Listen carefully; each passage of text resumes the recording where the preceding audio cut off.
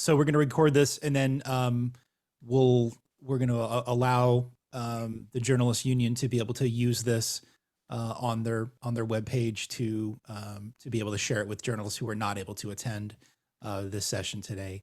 Thank you for giving us a few hours of your time to attend this incredibly important and special safety training session for journalists. My name's Crys Post. I'm one of your instructors for today. And I really do appreciate you taking some time. I know there's incredible things going on right now that may be pulling you. This may be pulling you away from doing other things. But I really do sincerely appreciate you coming and attending and participating in this workshop. I'm gonna jump in here, and I'm gonna pull up a PowerPoint. I want to be able to share some of this content with you.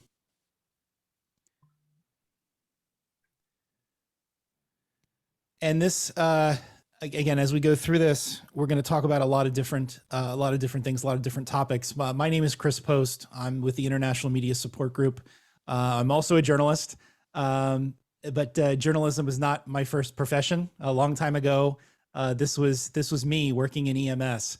Decided I wanted to do something different.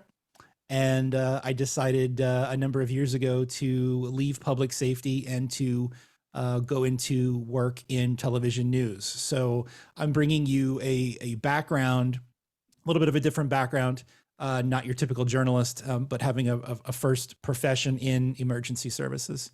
Yuri, could you translate that? Yeah, I will. I was going to ask, how frequently do you want me to do sentence by sentence, or like summarizing after you're done talking? You can summarize. Okay.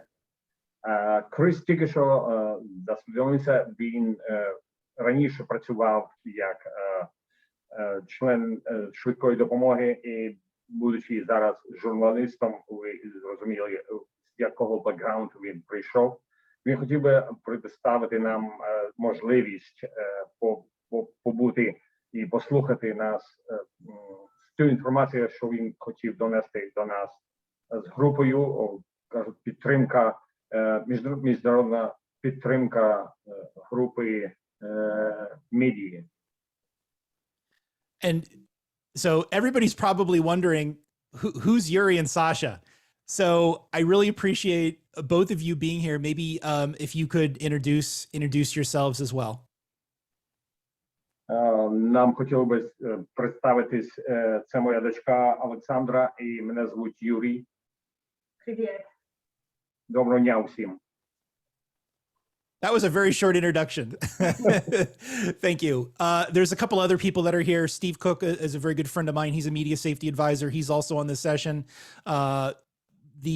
There's some other folks that are here from local media where I'm from in America, to do a story tonight on the fact that we're doing this training with Ukrainian journalists to help spread the word and really let people know what's going on. So thank you all so much for being here and participating in this workshop. And it means a lot that everybody took some time out of their day to be able to participate in this. Lena, is there anything that, I'm sorry, go ahead, Yuri. Я також хотів подякувати всіх тих людей, що змогли приєднатись до нас, і кілька журналістів, які зможуть бути присутні на нашій сесії сьогодні. Lena, is there anything that you want to say before we get started? No, that's okay. Yeah, we can start. Yeah. Okay. Thank you. All right, great, thanks. So this is an agenda of some of the things that we're going to go over today. Everything from a medical kit to some basic training on catastrophic bleeding. We're going to talk about situational awareness. We're going to talk about communications. We're going to talk about how to use your body armor. And then we're going to wrap up the session today with talking about civil disobedience and protest. It's estimated that this is going to take about 2 hours with translation time. I'm not sure. It may be a little bit longer than that, but this is sort of kind of what we're going to go over today. Yuri? Сьогодні я би хотів вам представити розпорядок. По-перше, буде обзор, по-друге, як застановити кроволіття, потім як можна буде предлагати якусь допомогу Четверте, що можна буде зробити по відносності затримки або захисту тіла. І шосте, як треба діяти у якому-небудь ситуації протесту або якоїсь нерозпорядності. Все те час у нас може зайняти до 2 годин. So I just want to be very clear that I know there may be a few freelancers that are involved in this session today. This session does not qualify you. This is not a hostile environment class. This is introductory information around some key, very important topics relating to journalist safety. This is not a hostile environment first aid training course. I just want to make sure everybody's clear with that.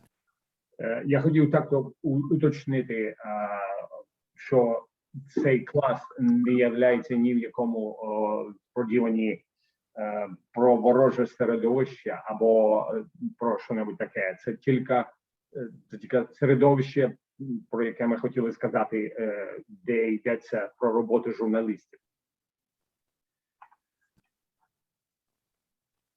All the materials for today's course, including a copy of the PowerPoints in handout, are available from my website, where you can go to the announcement for this course, and then you can find the box where you can download all of this information, and you can keep it, you can print it out, and you can reference back to it. So it's not something that you have to keep on your phone. It is something that's available for you as well. And Lena, this is certainly something that you guys can download and translate if that's something that's going to work for you as well.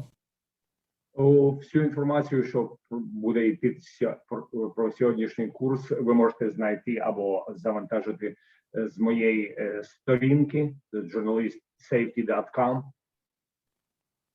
Okay, thank you. So one of the first things that we are going to start to talk about is what's included in a medical kit. This seems to be the most popular question. And you may have a medical kit that was given to you, or you may have purchased one, or you may have at some point, maybe your employer gave you one. So I want to talk about some of the items in a medical kit. Саме головне, що я хотів би почати з цього, це що у вас може бути знаходитися у медичному комплекті. Okay. So some of the things that your kit may look like something like this. You may have a bit of a bigger kit. You may have made your own kit. I think Yuri's got a demonstration kit there with him as well. Okay. Your medical kit may look a little bit different than mine, but what I want to do is I want to cover some of the most important contents in the kit. So what is on the left side of the screen, so these items that are up here, are the core components, the critical components of things that you absolutely should have in a medical kit. Yuri? Ваш комплект або медичний комплект може відрізнятися від того, що у мене знаходиться, і те, що я вам показав. Або саме головне і дуже важливе те, що знаходиться унутрі того комплекту. So some of the items, and I'm going to go through this list and explain each one, but some of the items that are in here, I'm just going to go through my kit, pull it out, and show it to you and talk about how it's used. Про котрі речі я буду говорити і буду трошки впізнюватися, що вони, як вони виглядають і для чого вони. Okay. So the first thing that I'm going to pull out of my kit and then I'm going to show all of you is hemostatic gauze. So there's a couple of types of hemostatic gauze, and you may have something that's like this. It may even be the same brand, but these are two different types of hemostatic gauze that when they come in contact with blood or some other liquid, they allow the body to, they promote the stopping of bleeding. I don't know if I'm quite describing that right, to put it in a very simple way to translate it. But yours may look something like this. Celox is a name brand, and Quick Clot is another one. These are two of the big brands. Перша реч, яка знаходиться внутрі медичного комплекту, це марля. І ти до мене. Can you mute the microphone? Окей, muting. Перша річ, яка знаходиться у комплекті, це марля для згортання крові або чого-небудь, то, що у людини почало. Okay. Yeah, sorry, I don't have the chat box open, so if something pops up, if you guys see it, just let me know. I'm sorry. So Don't see anything yet. okay, so the next thing that's in my kit, and I kind of dig through here, is some gloves.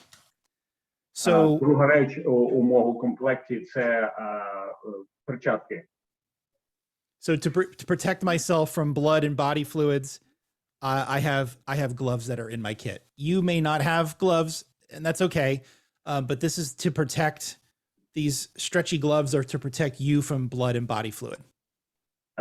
По-перше, захистити себе від тої крові або що-небудь, що виділяється з тіла. Це саме головне, для чого ці перчатки.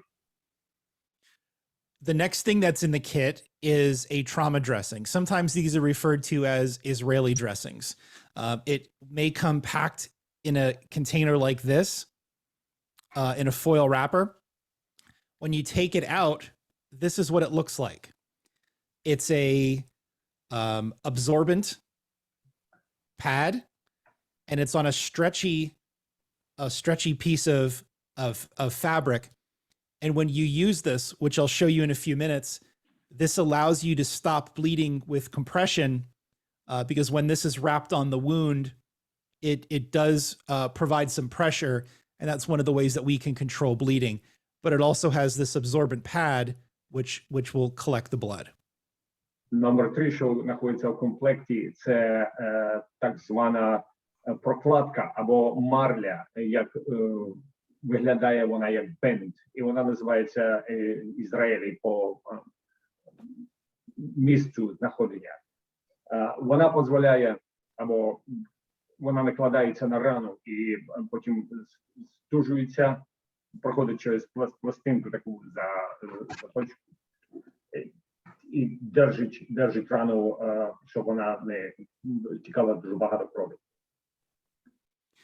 The other thing that's in the kit is a marker, something that if I needed to write on the casualty, or if I needed to write on something like the tourniquet, which I'm going to show you in a minute, to document when it was applied, I have a marker or some writing instrument in my kit. Номер 5 – це який-небудь маркер або перманентний такий, що як напишеш, то не можна буде або стирати, або забути, що це таке, щоб ви знали, для чого, або що це саме є, і для чого ви накладували на тіло. The next thing that I have in my kit is a tourniquet. And this is a brand called Cat Tourniquet. And the way that this tourniquet works is you can put it on and pull it tight. And I'm going to show you in more detail how to use this in a few minutes. But a tourniquet will stop the bleeding through the use of this mechanism to wind it up and put great pressure on the arm or on the leg. Наступна реч у мене – це турнікет, так званий жгут. Но жгут може бути або резиновий, або пластиковий, або з такої липучки. Воно накладається повище рани і перетягує кровоносні сосуди, щоб не було ніякого кровоснаження. The next thing that's in my kit is some scissors. If I needed to remove clothing from a casualty or to be able to expose a wound so I can assess it to try to stop the bleeding, I have some very strong scissors that I can cut that clothing away. Наступна реч – це у мене ножниці, якщо треба буде щоб перерізати або обрізати, або убрати якусь реч, що вам не потрібна з перемотки, вони використовуються для того. The last thing on my list of essential items is this item right down here in the center bottom of the screen. This is what's referred to as a chest seal. You may or may not have one of these in your kit, and that's okay. I'm going to show you how to improvise making a chest seal out of a piece of plastic or out of some wrapper, maybe that the bandage was in. So we'll look at this later, but your kit may or may not have one of these, but it is easy to make, and I will show you how to do that shortly. І остання реч, яка може не знаходитися у вас у медичному комплекті, це так звана скриня для ущільнювання скриня. Я вам покажу, як треба буде використовувати це. Okay. On the right side of the screen, these are items, these are extra items that you may find in your kit that this is not necessarily items that you may have, but depending on where your kit came from, they may be included. And this includes items like some sort of control wrap or an elastic bandage, tape, medical tape, or if you're like me, you have gaffer's tape or cloth tape. It could be some other type of tape, extra gauze, a nasopharyngeal air.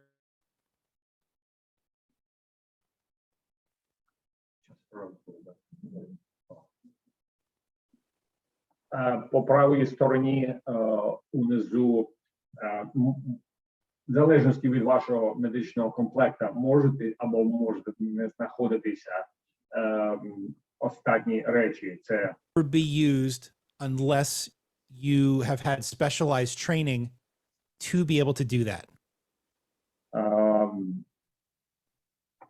Набор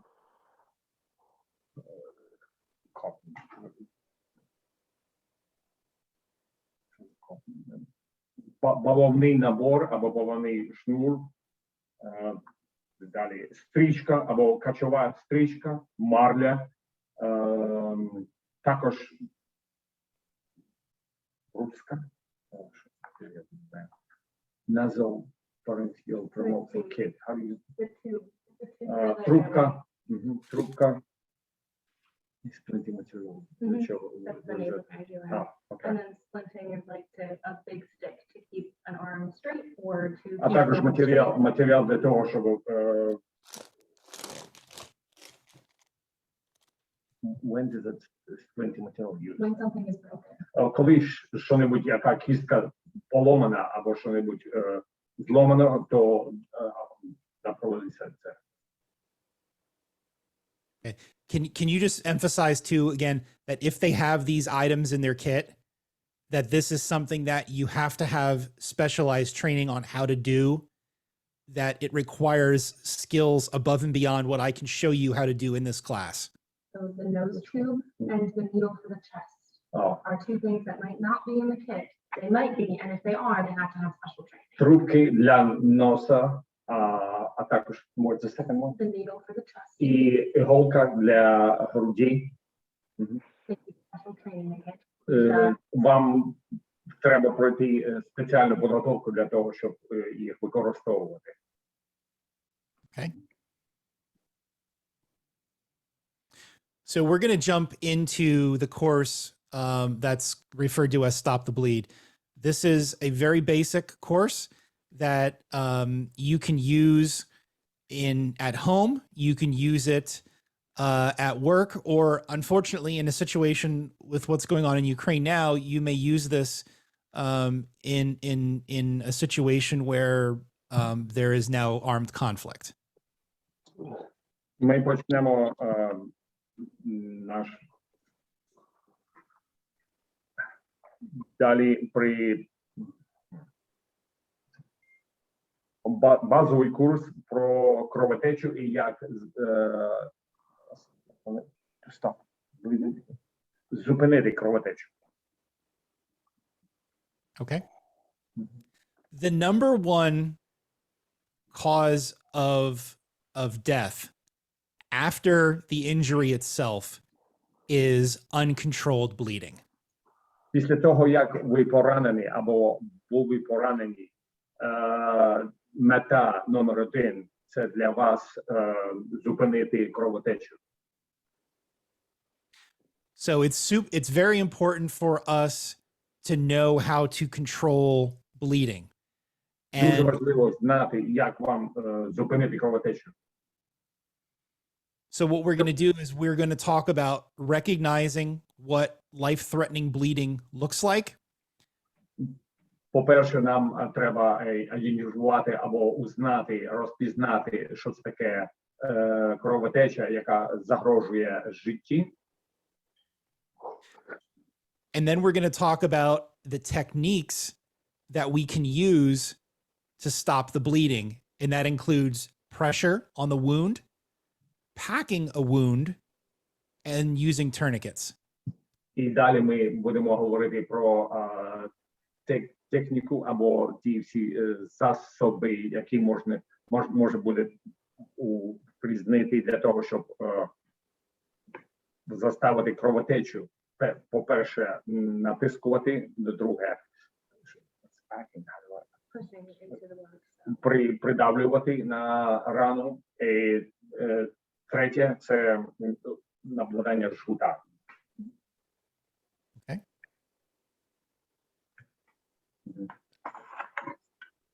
So the first priority in providing help to a colleague, a neighbor, a friend who is injured, the first priority is to make sure that you do not get hurt trying to help somebody else. Дуже важливо знати, що у вас буде перша мета, щоб вас не поранили, коли ви комусь допомагаєте. If you become injured trying to help somebody, now there's two patients, and that may mean that you're not able to help that person who was initially injured. Якщо ви поранені, коли ви допомагаєте кому-небудь у процесі, як застановити кров або щось друге, то ви не зможете допомогти тій людині або тій жертві. So what we can do if a situation is unsafe, or if it becomes unsafe, is we can try to move the person who's injured to a safe location. Вам треба розпізнати, яка у вас буде ситуація, або захищена, або ви не захищені у цій ситуації, і по тому поводу ви можете діяти.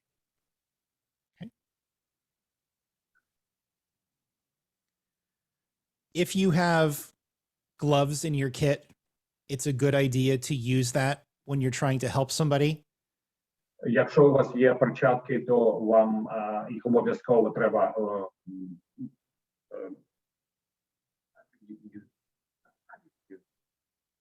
застосовувати. Okay. So there's a couple of things to remember.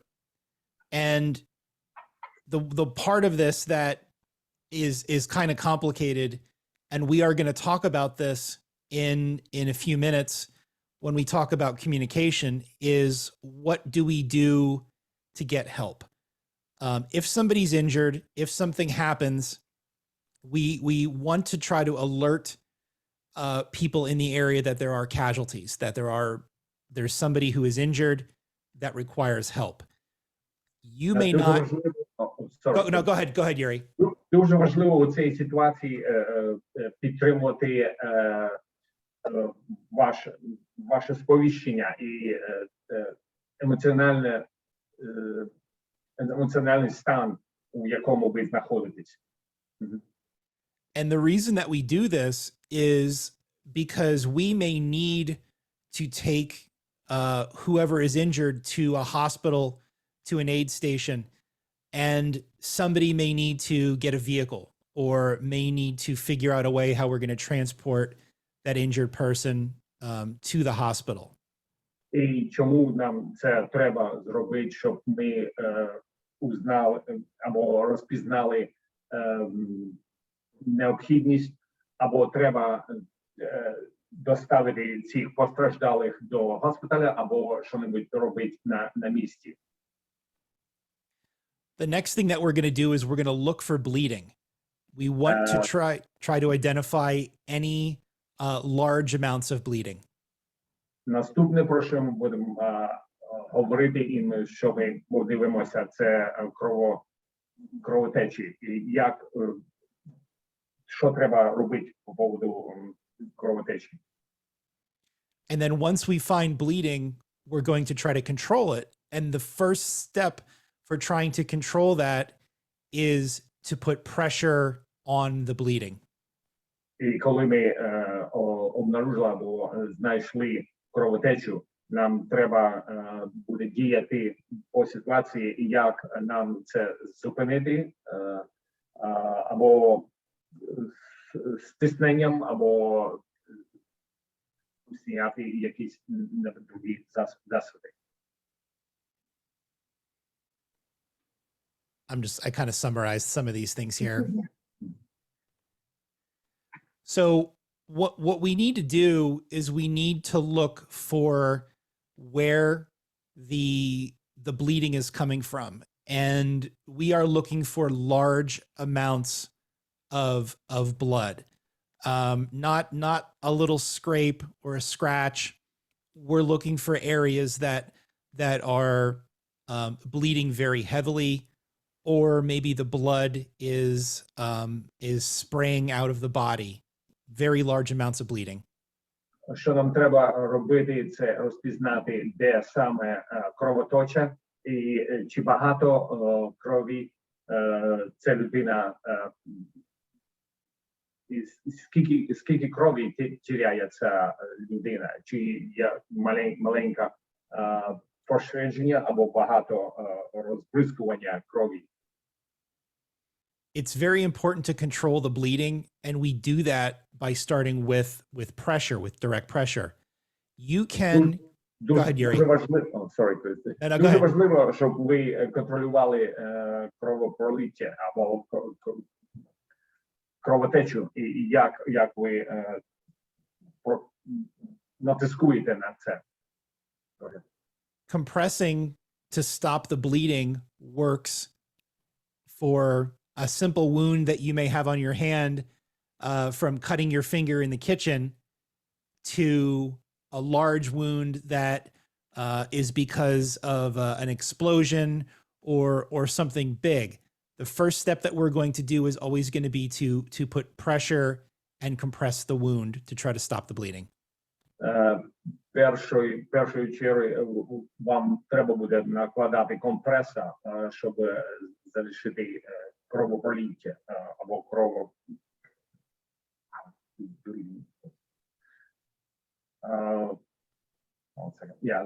щоб помістити кровотечу. Okay. We have to look for the sources of the bleeding, and things that we're looking for specifically are large amounts of blood pooling or pulsating blood coming out of the body. Якщо ви бачите, що кров пішла, вам треба розпізнати, чи багато крові людина тіряє, або постійне скупчення крові. It is essential that we control bleeding as quickly as possible, because once the blood has left the body, there's very little chance of survival. Дуже важливо, щоб ви взяли контроль над кровотечею, тому що якомога швидше, тому що як людина тіряє або втрачає цей кров, ви не зможете контролювати кровотечу, і людина може померти. There may be multiple places that the patient is bleeding from, and we need to look for all the areas that they are bleeding. And clothing may be hiding areas of injury where the bleeding is coming from. That's why we need to use those scissors to be able to cut the clothing to look for life-threatening bleeding. Якщо ви знайдете місця або рани, де є кровотеча, вам треба буде локалізувати одежу і ножницями порізати доступ до тіла, щоб стати кровотечу. Places that we are going to look if somebody is injured include the arms, the legs, the neck, the armpit, the groin, and other parts of the body. These are areas that we need to look for injury and uncontrolled bleeding. Місця, на які ми будемо втрачати дуже велику увагу, це руки, ноги, шия, пахва, а також другі частини тіла. Once we find bleeding, the first thing that we are going to do is to apply direct pressure. Коли ми знайшли кровотечу, перше діло, що ми будемо наносити, це пряме натискування або прямий тиск. Apply direct pressure to the wound and focus on the location of where the bleeding is coming from. Вам треба буде надавити прямо на рану і тримати руки, або тримати засоби, щоб крові не було багато. Use just enough bandage material or clothing to cover the injury site and apply pressure. If the bleeding stops with that pressure, keep pressure on the wound until you can get that person to a hospital. Утримайтеся тільки чим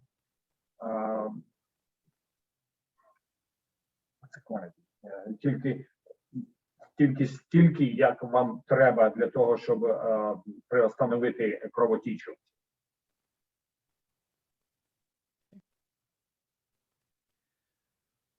This is an example of putting pressure on a wound. And Yuri, if you translate it, then I'll play the video. Це один із примірів, як натискати на рану.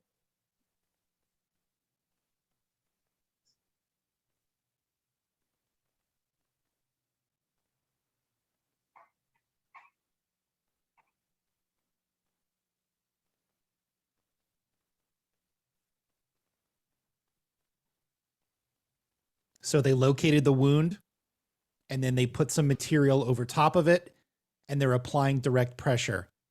It could be a shirt, it could be a towel. It doesn't always have to be a proper bandage like you would find in your medical kit. Перше, що ви знайшли рану, вам треба буде знайти матеріал або тканину, щоб вам принести до цієї рани, і треба буде накласти зверху поверх. Це може бути або сорочка, або який-небудь матеріал, або рушник, або бавовна, або що-небудь, і тримати зверху. The next intervention that we would do is for large wounds, we would have to pack the wound. We'd have to put material inside of it and then put pressure on top of that. Для глибоких ран вам буде треба застосувати матеріал, щоб ви поклали внутрі цієї рани, а також дотримуватись того моменту, що кров не виходить. This is where things like the hemostatic gauze are useful. We would put these inside the large wounds to allow us to then put pressure on those wounds. Це якраз є та ситуація, в котрій ви можете застосувати марлі з згортаючим засобом або марля з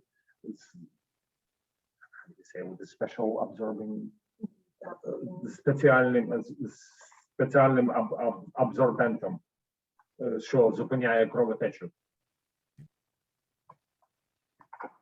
This is an example of using hemostatic gauze to pack a wound and then put pressure on top of it.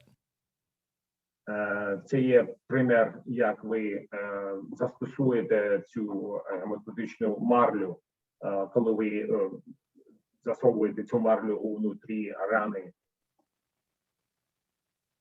Okay, I'm going to play the video.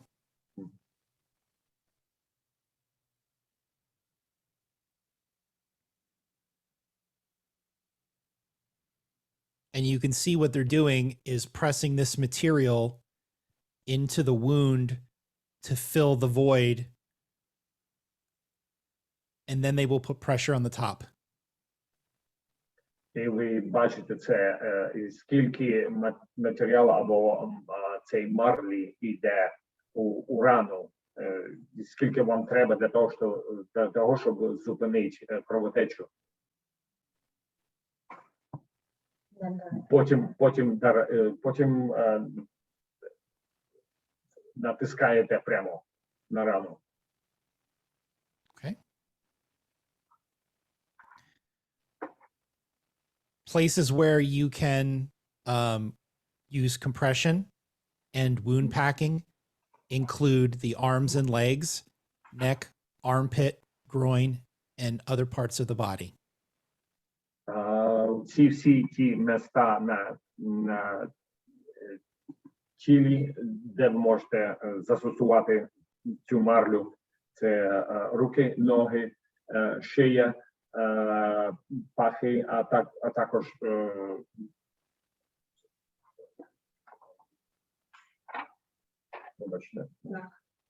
пах. Так, добре. So as an example, if a rocket exploded nearby and a piece of shrapnel hit or cut your leg or a colleague's leg, you could use compression and material packing it inside the wound to stop the bleeding. На прикладі, коли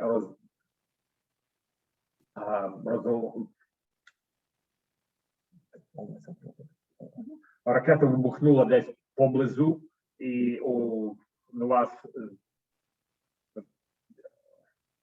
вас буде сталася рана ноги, вам треба буде застосовувати цю марлю. And we're going to learn the next step if that compression and the wound packing does not work. If the bleeding cannot be controlled by the pressure and the wound packing, there's some other things that we're going to do. І сьогодні ми побачимо, як вам треба буде дізнатися, чи ця марля або притискання працює або не працює, чи воно буде ефектним або ні. The next step that we would do if the bleeding could not be controlled through pressure, through packing the wound, the next step is to apply a tourniquet. Наступним якщо все це не принесло ніяких результатів, то треба буде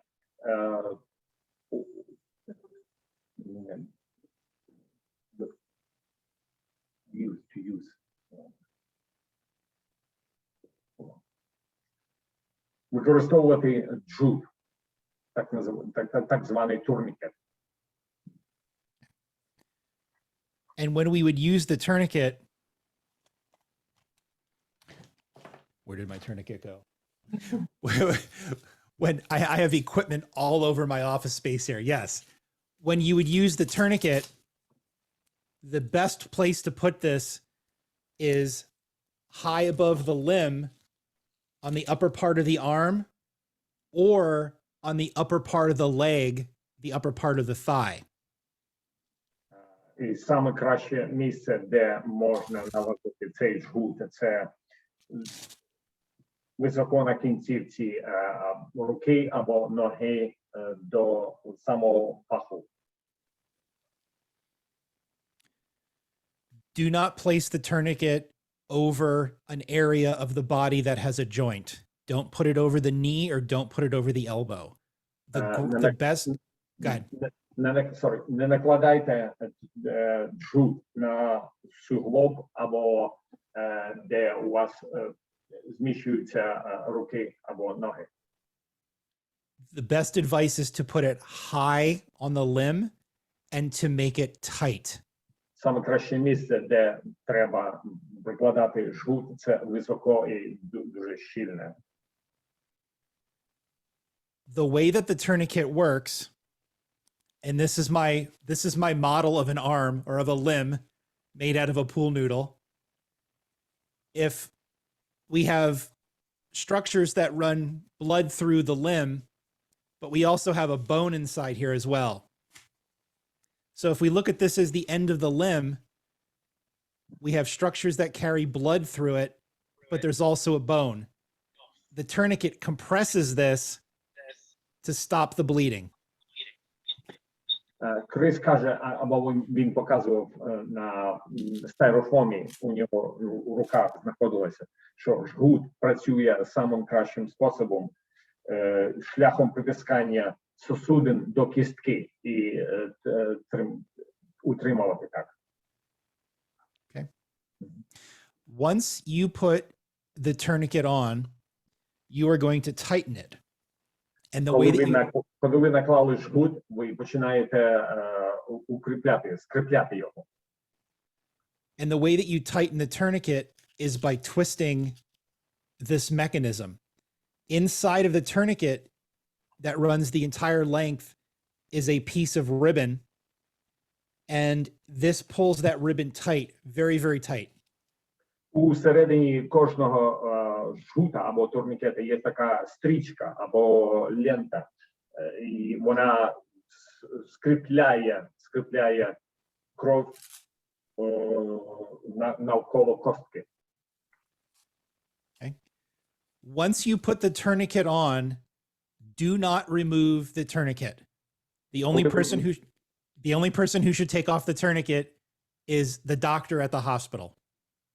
Коли ви наклали турнікет або приклали турнікет, не знімайте або не вбирайте, а тільки та людина, що знає, як треба зняти турнікет, це може бути медичний персонал або доктор у лікарні або у больниці. when you get your tourniquet, it's usually in a kit. It's not opened up like this. It is a very good idea to have your tourniquet ready for use. So you can unfold it and stage it or have it ready with a loop like this. So all you'd have to do is put it on and pull it. Краще всього, щоб подивитися, як виглядає джут, взяти його з медичного набору або комплекту, розмотати його і подивитися, як він виглядає, як він буде працювати, тобто як він буде допомагати. Once the tourniquet is tight and the bleeding has stopped, you're going to lock in the stick into the top and then cover over. Коли кровотеча зупинилася і вам не треба хвилюватися про кровотечу, вам треба зафіксувати цей паличкою,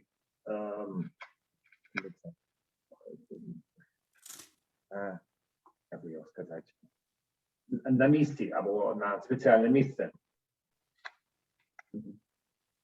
І прикласти липучку, тобто зафіксувати. Okay. And then you can, if there's any extra strap, you can wrap it around so it doesn't get tangled or it doesn't accidentally get pulled off and release the tourniquet. So do something to wrap it up the extra material. Якщо у вас лишилася додатковий ремень або додатковий ремінь на липучку, прикладіть його до самого турнікету, до самого жгуту. Sasha, anything I left out that you want to add in on this? No, you're doing good. Okay. Tourniquets will hurt. The person who you are applying this to, or it may even be yourself, will most likely say the tourniquet is very, very painful. Людина буде відчувати біль або буде дуже болісно. If the first tourniquet is not stopping the bleeding, a second tourniquet may also be required. Якщо перший жгут не допоміг приостановити кровотечу, то можна буде наклати другий. If somebody is bleeding from their leg or their arm, tourniquets can be applied over top of clothing. Якщо у кого-небудь кровотеча з ноги або з руки, жгут може накладатися поверх одягу.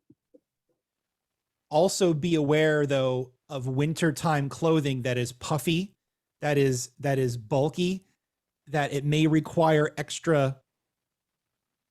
pressure to stop the bleeding. Також взимку відрізняється від літа. Подивіться, скільки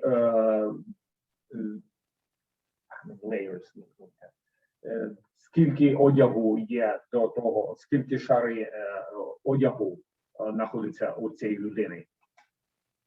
Okay. Here's an example of using the tourniquet.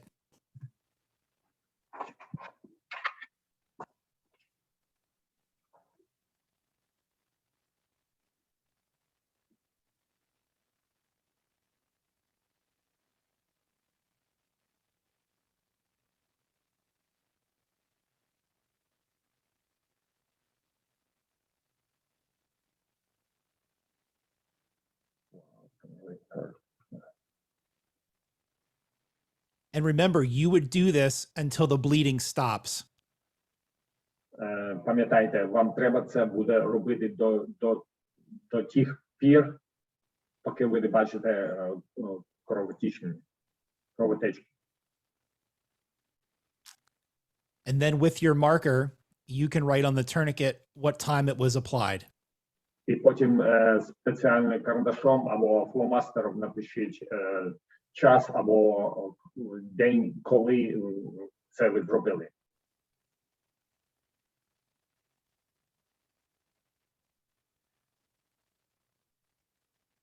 If your patient is a smaller adult or even a child, the same techniques would work. Якщо ваш пацієнт дуже малий або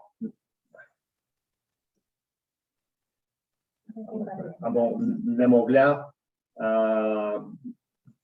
джгут може бути застосований. For infants, a tourniquet that's designed for an adult will be, in most cases, too big. So direct pressure on the wound that we talked about earlier would be what is appropriate for that. Для немовлят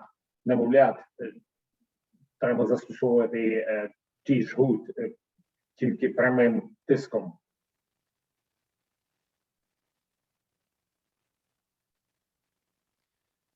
So remember, we want to make sure that when somebody is injured, we want to get help. We need to look for bleeding. And when we find the bleeding, we need to control it with either direct pressure, packing the wound, or if necessary, using a tourniquet.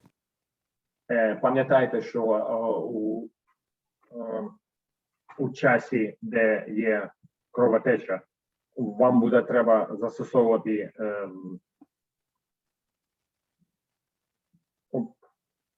Like just the direct pressure. Extra pressure. Натискайте або прямий тиск на рану, і також очікуйте, щоб яка допомога прибула. Okay. The last part of the medical is talking about using a chest seal. And that's this device that you may or may not have in your medical kit.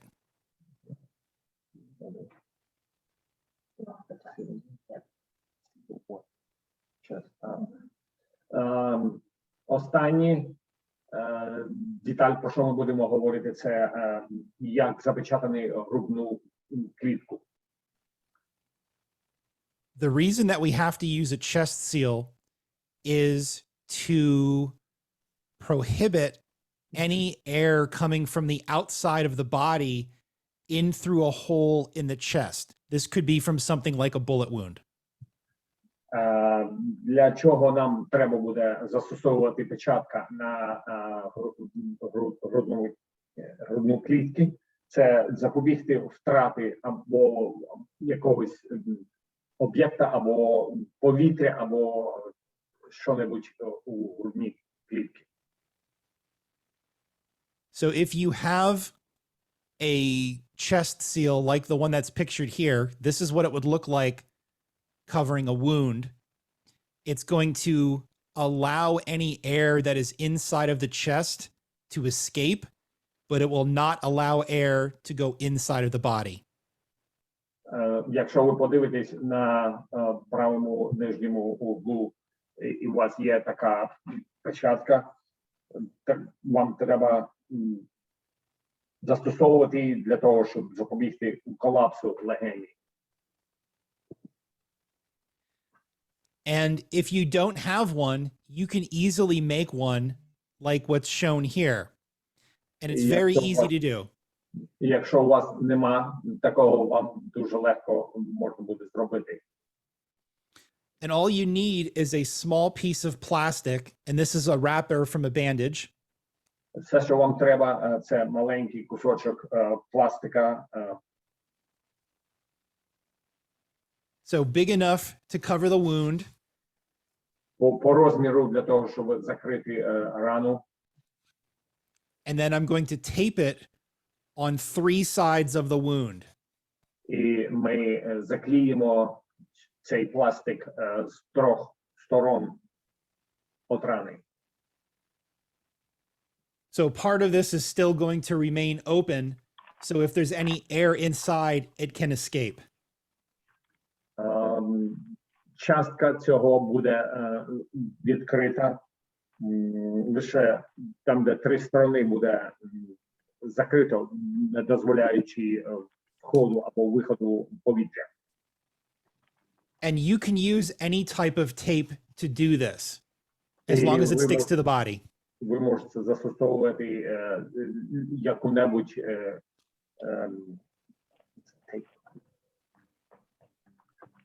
стрічку, любу яку-небудь стрічку. Okay. Is there any questions on the medical part of this? Or is there anything, Sasha or even Steve, is there anything that anybody wants to add or ask about the medical part before we move on to the next section? Чи у кого-небудь є які-небудь запитання відносно цієї частини, що ми тільки що розібрали? So it looks like there is a question. Okay. If it leaks through the bandage, do you remove it or pack on top of the bandaging? That's a great question. Do you want to answer that? У нас є запитання. Якщо кров іде через лейкопластир або клітку, чи вам треба буде убрати його? So just this one. There's 2 questions so far. Або вам треба щось буде покласти зверху. So if it's packed inside, do not remove the packing. If there's something you have already applied material inside the wound, якщо у вас вже ви заклали матерію до рани, не викладайте, не витягайте. Just add more in or more on top if it is already packed in. Докладайте ще трохи або більше матеріалу, або марлі. Till the bleeding. Yep, till the bleeding. До моменту, що нема більше кровотечі. And the next question was about, do you need to disinfect or clean the plastic before applying it to the wound? Is there a risk of infection? Друге питання відносно пластика, яка доглядається до груді. Чи треба вам дезінфікувати або очистити, або промити цей кусок пластика, коли ви доглядаєте до груді? And the answer to that is no, you don't need to clean it. There's always a risk of infection, but what's important right now is covering up that hole. Вам не треба хвилюватися про дезінфікування оцього пластика. Саме головніше – це убрати ризик зараження. Okay. Anything else before we move on? У кого-небудь є ще які-небудь запитання? Okay. So the next part of this is talking about the concept of situational awareness. And situational awareness is being aware of things that are happening around you in terms of where you are, what you're doing, and whether anybody around you is a threat to your health or safety. Наступне, про що ми будемо говорити, це ситуація, як вам треба буде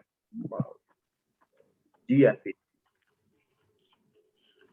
по обстоятельствам, бути свідомими навколо себе, коли щось трапиться навколо вас. Situational awareness is something that I used when I worked in public safety every day. It's something that's taught to people who are either in the military, in public safety, police officers, but this is a skill that journalists can use to protect yourself and understand what makes you a target.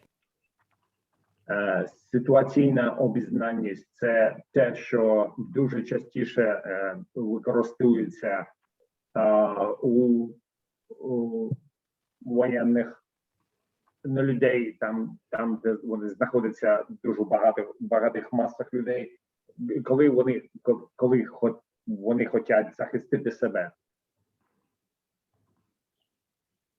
Situational awareness is all about understanding things that are going on around you and then understanding what could possibly happen and then making a decision about what you see to protect yourself.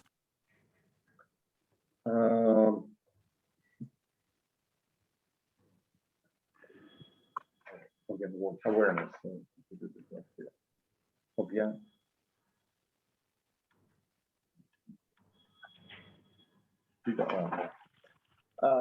Усвідомлення – це перше діло, те, що вам треба бути. Just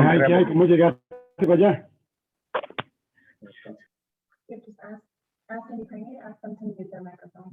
Could you mute? Виключіть ваш мікрофон, будь ласка.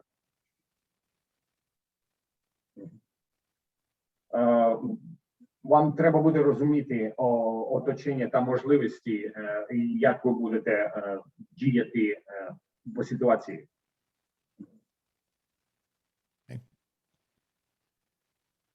I'm going to show a video that highlights situational awareness. Sometimes things happen that you don't realize they are going on, and it could affect your safety.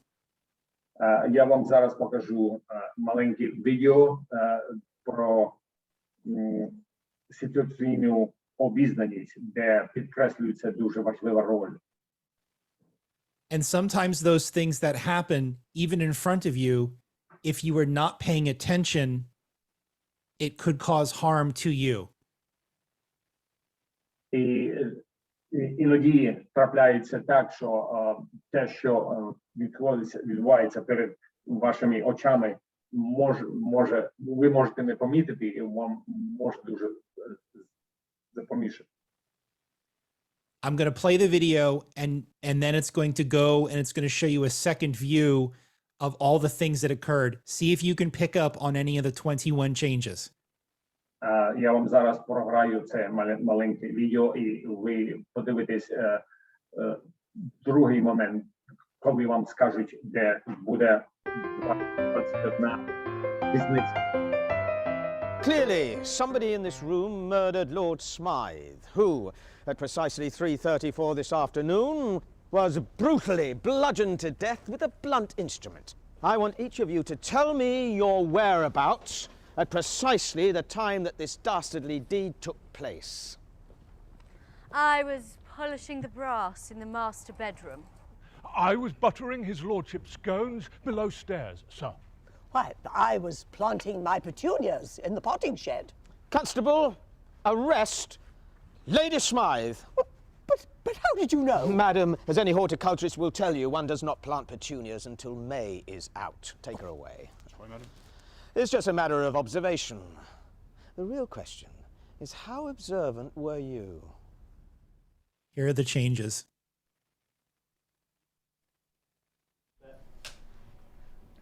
Action. Clearly, somebody in this room murdered Lord Smythe, who, at precisely 3:34 this afternoon, was brutally bludgeoned to death with a blunt instrument. I want each of you to tell me your whereabouts at precisely the time that this dastardly deed took place. I was polishing the brass in the master bedroom.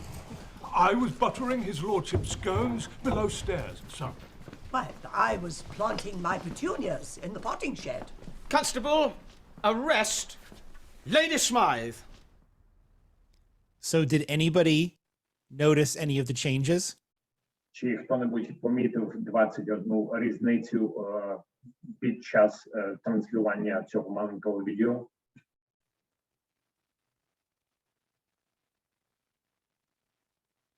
Did I maybe? No?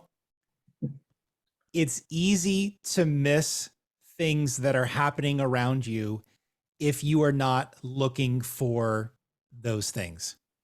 Дуже легко пропустити що-небудь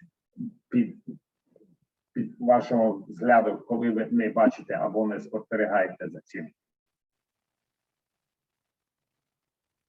And those things that are happening around you may give you clues as to what you are going to need to do to protect yourself or what is about to happen next. І ті речі, що траплялися перед вами, і що ви впустили, дають вам можливість, або навколо вас підкажуть вам, або підскажуть вам, як вам може бути захиститись під час любої ситуації. The next concept that I want to talk about is doing a risk assessment, understanding what you are getting into, and if you are going to go on a special assignment, or if you're going to go and conduct interviews in a location that there may be some hostilities, that you are able to go and do that, but understand the risk that's involved. Наступне, про що я хотів дуже отримати вашу увагу, це оцінка ризику під час, де ви будете знаходитися, або що може з вами трапитися. And there's a way to do that, and that is called the PEAT assessment. And this stands for people, environment, task, and equipment. Одно із абревіатур, яке є у нас, це PEAT. Оцінка ризику, це обладнання для того, щоб розуміти завдання вашого навколишнього середовища. So thinking about who is involved in your assignment, not only are the people that you're going to maybe interview or those that you're going to talk to, but other people who may be in the area. That could be military, that could be of Russian forces, that could be protesters. Кажучи про це, я хотів би підкреслити, треба вам буде подивитися на усіх тих, хто бере участь у виконанні тих завдань, або військові представники, або кореспонденти, або ще хто-небудь. The other part of this is the environment. Where are you working? Not only are we looking at the weather, is it warm, is it cold, is it going to snow, but what types of things are happening around you in that specific area? Are you going to an area that is next to an ammunition storage facility? Are you going to a location that's a government building? Could that environment, could that location be a target? Другим фактором є те, що вам треба буде спостерігати про місце знаходження, де ви саме працюєте, яка погода трапляється на цьому місці, або що розташовано там, де ви будете працювати. The next part of this is the task, understanding what is involved. Is the job clearly defined? Is your assignment editor clear with their intentions as to what is expected from you going to a location to conduct an interview or to monitor an activity? Is it clear that you know what they want you to do? Наступне це є завдання тієї роботи, що ви будете виконати. Тобто те, що вам довели, що ви будете саме робити, де. The next part of this is the equipment. Is what you are planning on doing, does it require any extra equipment? Do you have to have body armor? Do you need a helmet? Do you need specialized a piece of safety gear that you don't have? Do you need a piece of reporting gear that you don't have and that you're going to have to get it? Також вам треба буде обзавестися спорядженням або шолом, або бронежилетом.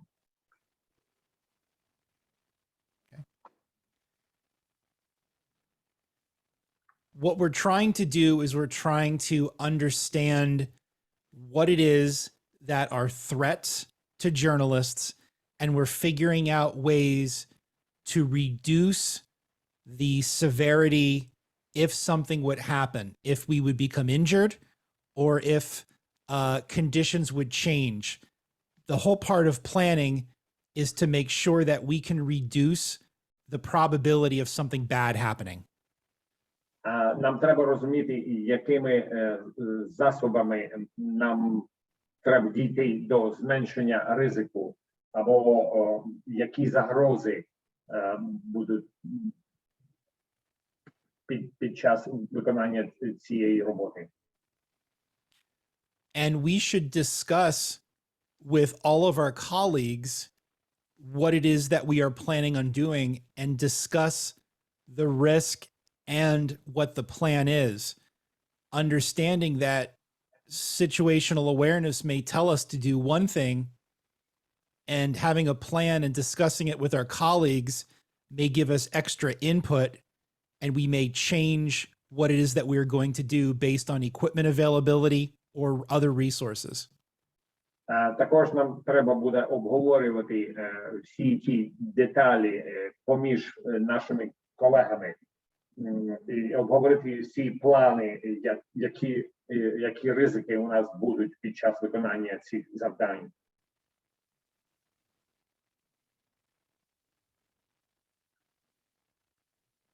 Any questions on the planning part before we move on? Чи є які-небудь запитання? Okay. The next part that I want to talk about is field communications. And we realize that sometimes the cell phone may not work. It may not be our option to be able to communicate. So it's important that we have a strategy to be able to still keep in contact with our office and with other journalists. Наступне, ми будемо говорити про польові види комунікації. Іноді у нас мобільний телефон може працювати, а може не працювати. Нам треба буде дізнатися, що ми будемо саме робити. Devices like satellite phones are very expensive and they can be hard to come by. If you have one, that's great, but not every journalist has access to something like this.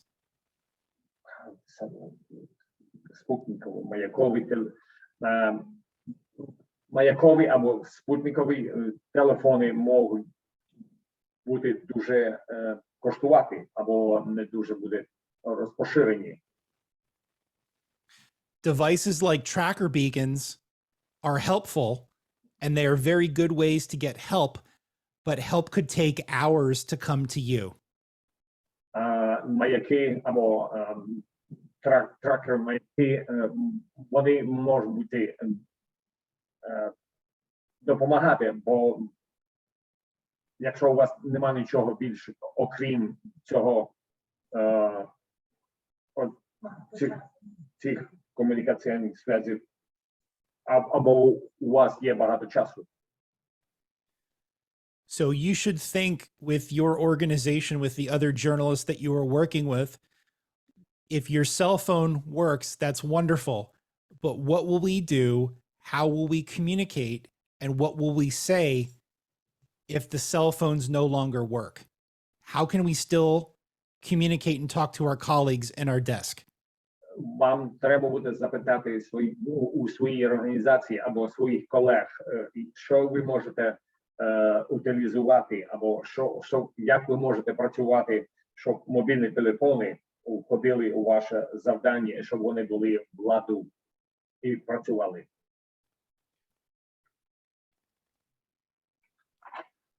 What will we do if our primary means of communication doesn't work anymore? What happens if it doesn't work or it's compromised, and how will you call for help and what will you do? This is all part of a strategy for ensuring there's consistency in communication. Що б ви робили, коли первинне спілкування не робить або не працює, або вийшло з ладу? Що б ви робили у цій ситуації? The important part of this is keeping accountable all of our journalist friends that are in the field and understanding what they can do if they get hurt or if they get in trouble, how they can get help. Дуже важливо пам'ятати про це, яка послідовна комунікація у вас є для того, щоб встановити відповідальність, хто відповідає за що, щоб уявити під час хто-небудь був поважний або поранений. Так, there is a question here as well. Okay. I beg your pardon, we still have air siren. They have to know how to react on that. So if there are air raid sirens, if they're sounding, you should follow the directions of the authorities in your region. Якщо у вас є сирена повітряного нальоту, то вам треба буде діяти по ситуації, як вам сказали ваші колеги або ваші начальники. I hope that answers the question. Я надію, що це є відповідь для вашого запитання. That also is important because if you are away from your office and you're conducting interviews, or if you're doing reporting in an area that you're not familiar with and the siren goes off, you should know the location of the closest shelter. Дуже важливо також треба, де вам треба сховатися у притулку.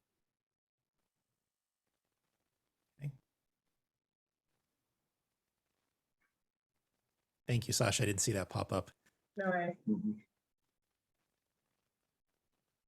In order to facilitate communications and to try to keep it very quick, a way to remember to do this is to communicate with position, situation, and intent. So an example of this could be in a text message to a colleague or in a quick sort of communication, even by phone, to let them know what's going on and where you're going to go. And there's an example here on the screen. Для того, щоб пам'ятати, як ви будете діяти у тій або другій ситуації, вам треба буде знати про наміри, де ви саме знаходитесь, який номер, у якому місті, що з вами трапилося, чи ви згодилися поговорити з ким або ні. Okay. Any questions on communication before we move on to body armor? Які-небудь запитання перед тим, як ми продовжимо нашу дискусію про броню тіла?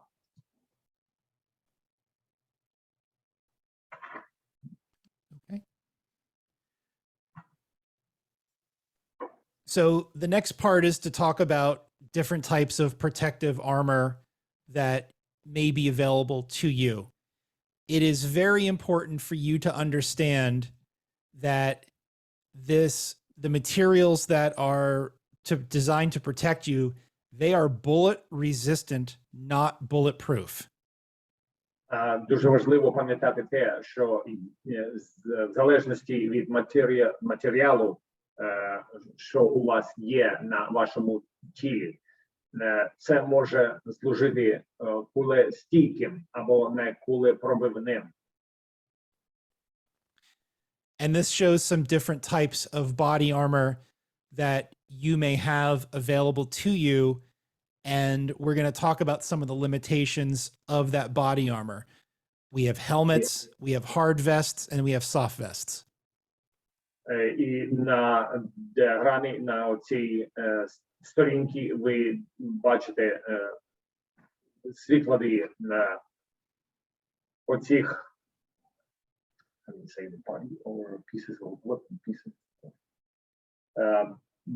бронежилет, каска, а також є бронежилети м'які і жорсткі.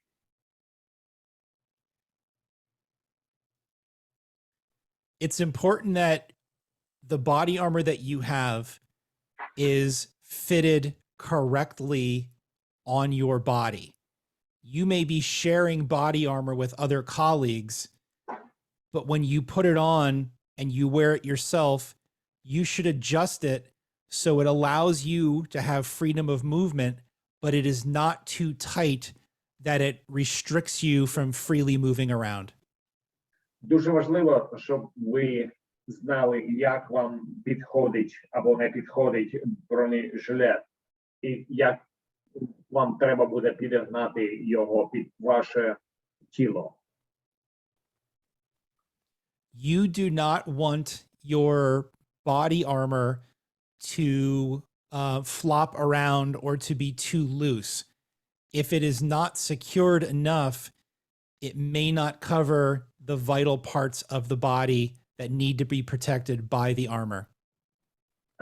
Броня або жилет не може дуже вільно перекидатися з одної частини тіла на друге.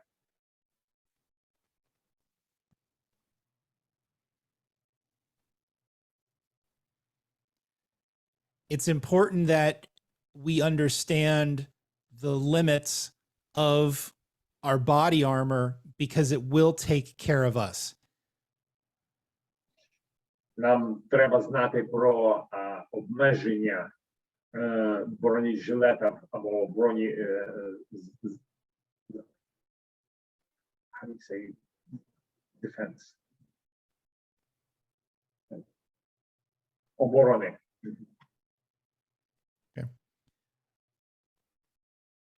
Remember, it is bullet resistant, not bulletproof.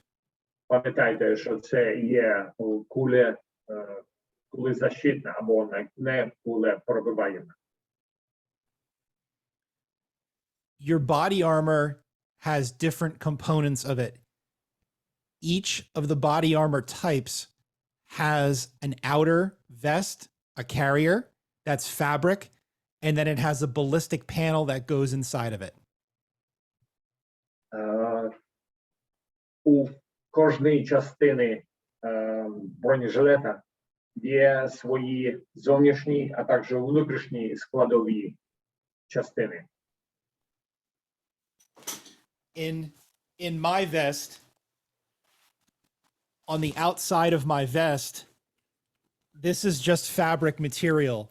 This offers no bullet resistance, but inside of it is a metal plate that will stop, hopefully, will stop a bullet. Зовнішня частина моєго бронежилету – це м'який матеріал. Внутрішня – це є балістична спеціальна зроблена пластина, яка не буде давати кулям проходити через неї. The fabric alone is not going to stop a bullet. You must have the plate or you must have the soft armor inside of it to offer any resistance from a bullet. Тканина або матерія вам не допоможуть остановити кулю, або без пластини марна, вона не буде дуже діятельною.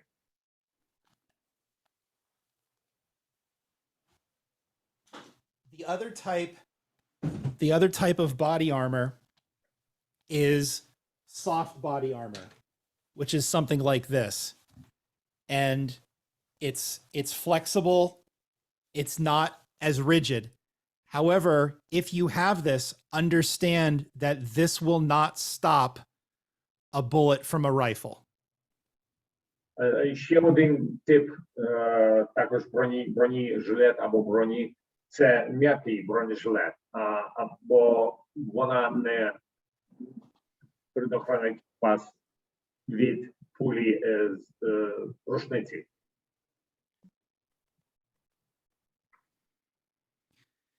It's important that when you wear your body armor, it is fitted and adjusted appropriately so it covers important parts of the body. In these pictures, it shows where the vest is up very close to the bottom of the neck.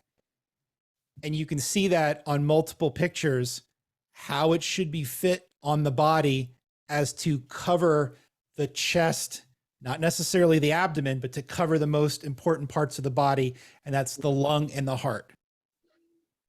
Дуже важливо бачити ці фотографії, які показують, як вам треба вірно і правильно підходити і захищати дуже життєві, важливі органи на вашому тілі, органи грудної клітки. And you can adjust the straps on the vest to fit it so it's comfortable for you, but also allows you to move around. Лямки на ліпучці ви можете підрегулювати під ваше тіло, під ваш розмір. The next part of this is the helmet.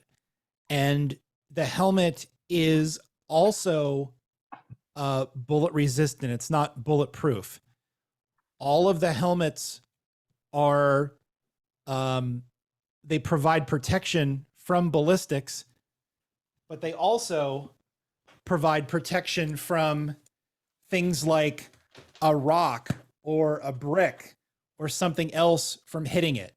So not only is it impact protection from something like a rock or brick or a stone, but also from something like a bullet. Другою частиною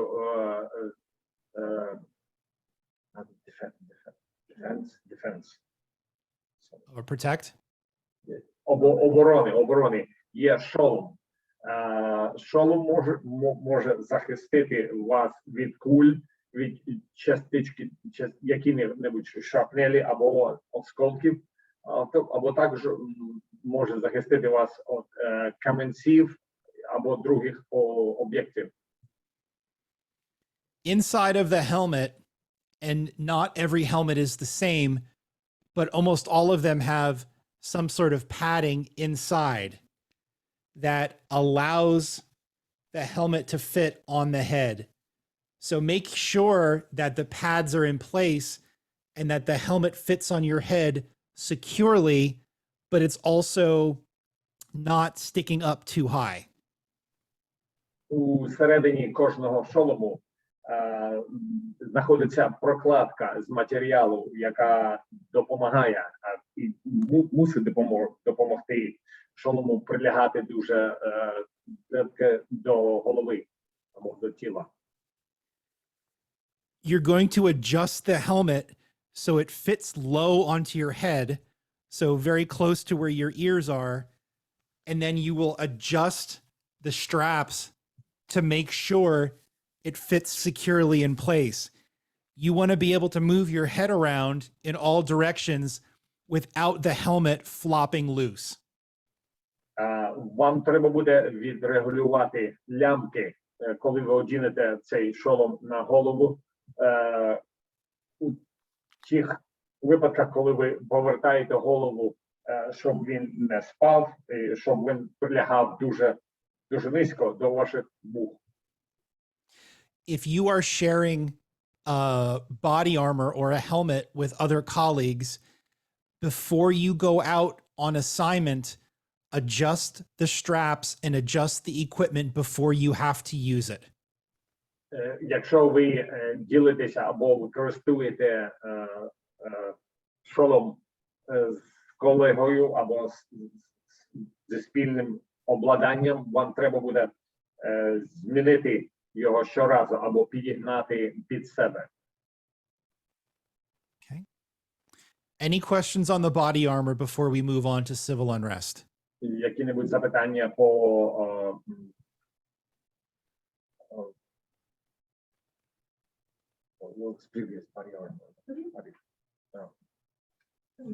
захисту по броні.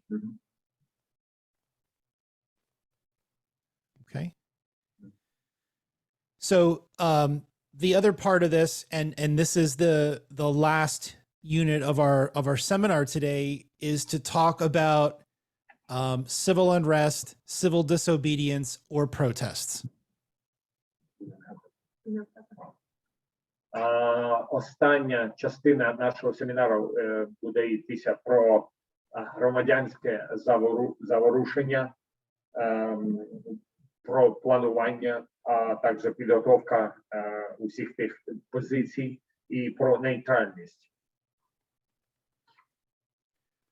So some things for us to consider is if we know that our news organization is going to cover a large protest or a large planned rally or something like that, we need to plan and we need to prepare.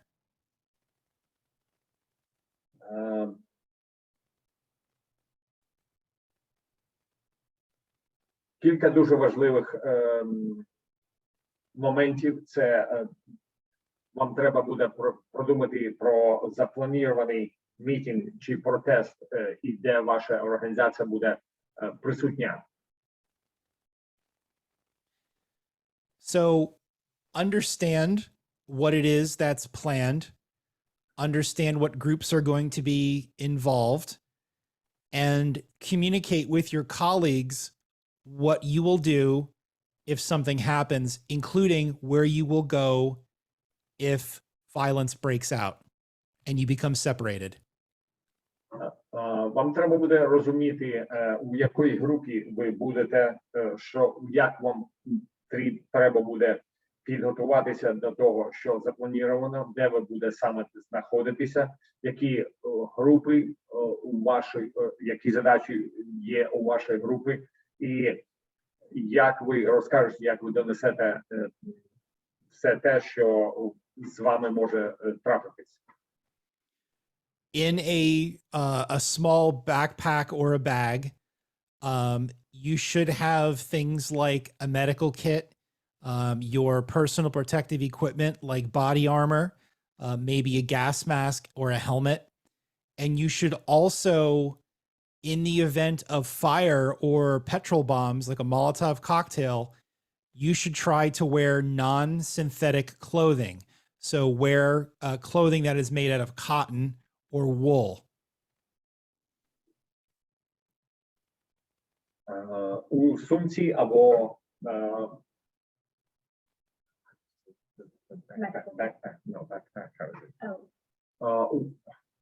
у сумці, який ви носите з собою, або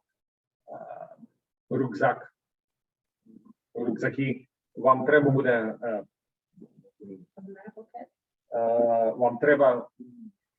мати медичну аптечку,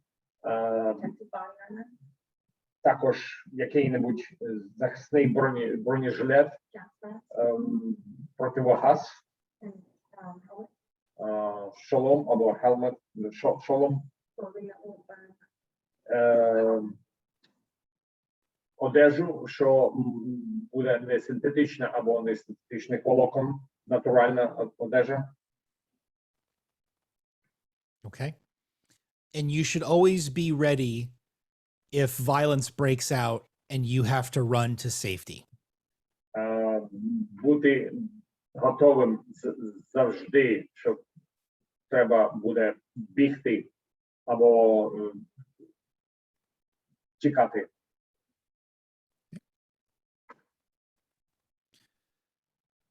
The next part of this discussion includes positioning yourself as a member of the media and also being neutral in the situation as to not have a particular side in the protest. Наступним шагом буде планування, де ви саме, яку позицію ви виберете, де ви будете знаходитись, чи будете ви нейтральний, або ви будете працювати в маленьких групах. Always work in small groups and make sure you have your press card with you at all times. If you are going to conduct an interview, don't do it in the middle of a crowd. You can step off to the side and conduct an interview. Працюйте завжди у малих групах і не забувайте про свою прес-картку. Якщо вам треба буде інтерв'ювати кого-небудь, вийдіть із толпи. Don't get trapped in the middle of a crowd. Work the edges of the crowd. And if you're a photographer or you're a camera operator, consider using elevation to gather images. Maybe you're on a higher level or on a balcony looking down onto a crowd. Не потрапляйтеся де-небудь в пастку посеред толпи. Також знайдіть місце, де є маленьке возвишення або висота. If you see authorities or government forces or military circling your location, it is now time to get out of that area. Якщо ви бачите, що військові або поліція наближається, то вам треба виходити і вам треба тікати з того місця, залишати те місце. Using your situational awareness that we talked about before, looking at all of the things that are happening around you, it's important to notice those changes in the crowd so you do not get caught up in a mass arrest and you can escape to safety before it happens. Дуже важливо, коли ви в цій ситуації знаєте, як обізнатись, треба вам, що вас зупинить, вкажіть себе як пресу. Okay. If there is something on the ground that is thrown by protesters or counter protesters, do not touch it. It may be dangerous to you, or it may be some sort of device that could cause harm to you. So if something is thrown or if something is dropped, do not pick it up, do not touch it. Якщо що-небудь десь упало додолу або лежить на землі, і хто-небудь залишив, або воно не ваше, які-небудь речі, не чіпайте їх. If you are stopped by military, police, or government officials, identify yourself as press. Якщо вас зупинили поліція, військові або які-небудь представники з громадянства, завжди називайте себе належністю до преси.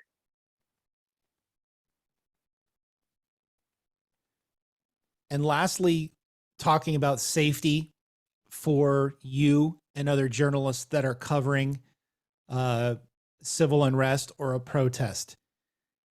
If conditions get a little crazy, if things get wild, try to keep your cool, try to remain and keep your situational awareness. So if something dynamic happens, you can be prepared to run or to do something to protect yourself. Дуже важливим пунктом є те, що вам треба буде залишатися спокійним, зберігайте свою ситуацію і обізнаність. In the event that tear gas or some other type of crowd control agent or spray or water cannon is used, have a plan if those measures are deployed against protesters, counter protesters, or even the media.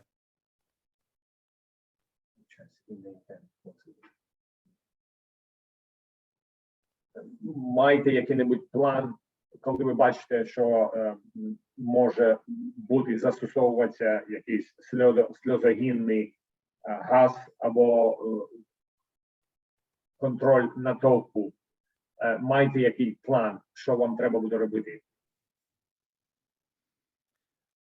And if conditions get a little crazy and you get separated and regroup, once the situation cools down, talk to the other members of your team about what worked and what did not work to effectively cover that event. Якщо ви розділились і якщо умови стануть дуже божевільними і набагато кращими, коли ви зустрінеться наступного разу, розповідіть про те, що вийшло у вас, а що ні.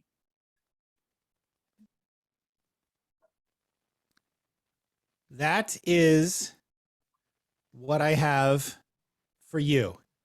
That covers the content, and we are just about at 2 hours of time, which is pretty remarkable that things worked out the way that they did. Is there any questions that anybody would like to ask? We've got a number of experts that are here to be able to help answer and offer best practices. Is there anything that anybody would like to know? Я хотів би сказати, що це в основі все те, що я хотів би довести до вас протягом нашої сесії. Якщо у кого-небудь є які особисті питання, будь ласка.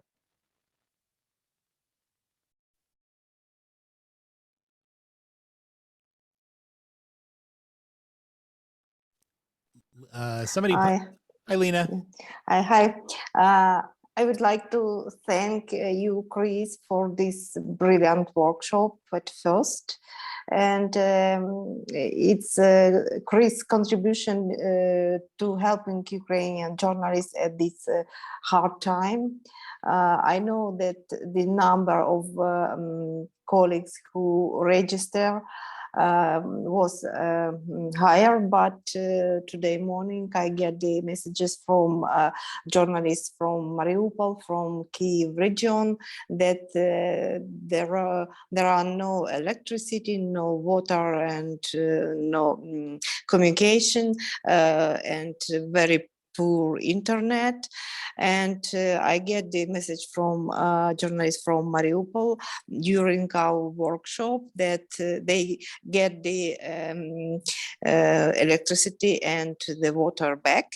Yeah, it's good news for me. And as you can see, some of participants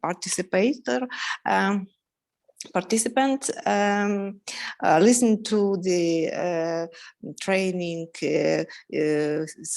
while sitting in the shelters, and the conditions how Ukrainian journalists work now.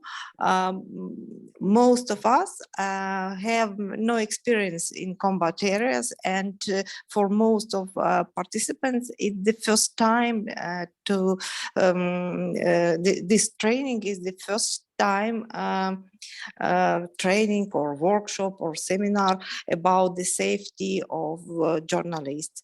And the National Union of Journalists of Ukraine is in close communication with foreign organization, and we would like to provide Ukrainian journalists first aid kit, defense equipment, and necessary knowledge. And I would like to thank you, Chris, for your contribution in this help. It's really important. For example, Chris prepared a recommendation for the work of journalists in the areas of radioactive contamination. It's we shared this recommendation today, and I think we'll be in the close contact, and our journalists, especially regional journalists, can get you advice about the situation around their cities and the station, and or about covering some topics in their cities. Thank you very much, and maybe other colleagues can have questions, some questions. Yeah. Thank you, Lena. That was great. I could not have pulled this off today without the help of Sasha and Yuri. Is there anything that you guys want to say? Sasha and Yura was a great couple who helped us to translate your workshop into Ukrainian, and I think we can share the video for our colleagues, and we share the materials, so our members can have any different platform for using and for using this knowledge. Yeah. Thank you very much. Thank you very much, Yuri and Sasha as well. Нам дуже було приємно, по-перше, допомогти, як ми могли, і сказати те, що ми не могли довести. Thank you, and I could not have done it without the two of you. Thank you. Дякую. We got a couple other people here. Steve, Steve's a friend of mine. He's in here. I think I just startled him. Steve, anything you want to add into this? Dobra. No. I've been training journalists and working in media for the last 17 years, and I teach big organizations. So Chris and I do a lot together supporting. Guys, ladies, gents, please stay safe, okay? No story is worth your life. Risk assess and plan, okay? Trust your instincts. If it feels wrong, stop and think about it, okay? No story is worth your life, okay? And please stay safe. Thanks, Steve. Anybody else have any thoughts or comments? I actually see Lexi just popped in a real quick question here. Body armor and helmets come in a range of prices. I'm wondering if there's anything to look out for that makes them better or worse. You will want a level 4 vest, which is hard plates. And if you want to email me offline, I can give you some direction on places to go depending on where you live to get those. Media organizations have had equipment available to loan out, but you're going to want a good helmet that's in good condition and body armor that is at least level 4 threat, that will have a hard plate inside of it instead of a soft vest. Any other comments or thoughts or questions about the workshop? So just, Chris, for one section, we just want to highlight what Steve had to say about safety. So go ahead. If I may add, that's like трудна історія небагато вашого життя і вашої діння як людина. Довіряйте своїм інстинктам до моменту, як ви підете на роботу. І жилет уровня номер 4, це буде саме головне, те, що вам спасе ваше життя, з жорсткими пластинами. Якщо у вас є електронна пошта, то ви можете сконтактувати з Крисом або з Стівом. Excellent. Дякую, колеги. Можливо, хтось поділиться своїми враженнями про цей тренінг, про цей воркшоп. Якісь запитання або ваші враження, або просто про вашу роботу можете розповісти сьогодні. Is there anything else, anybody, before we end the workshop for today?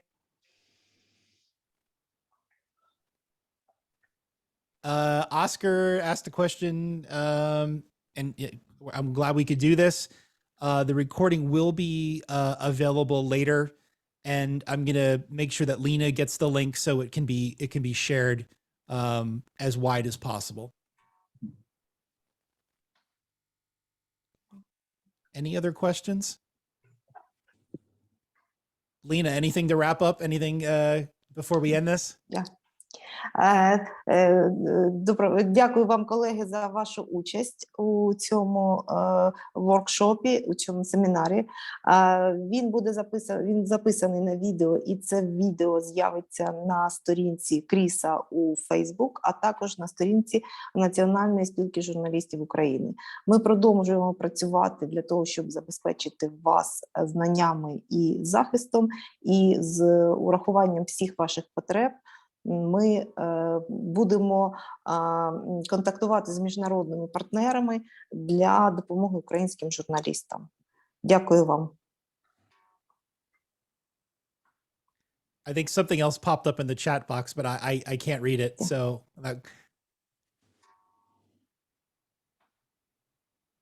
Thank you. They're the same. Thank you. Thank you. Yeah. Okay. Wonderful. Thank you. Mm-hmm. Well, that's it. Thank you, everybody. Stay safe, and thank you for being here and participating. And good luck to all of you. Well, Thank you very much. it was nice meeting you, Chris. Thank you. Bye-bye. Bye-bye. Thank you very much, Chris. Thank you. Very much, Yuri and Sasha. Thank you, colleagues. Yeah. Thank you. Thank you. Дякую, дякую.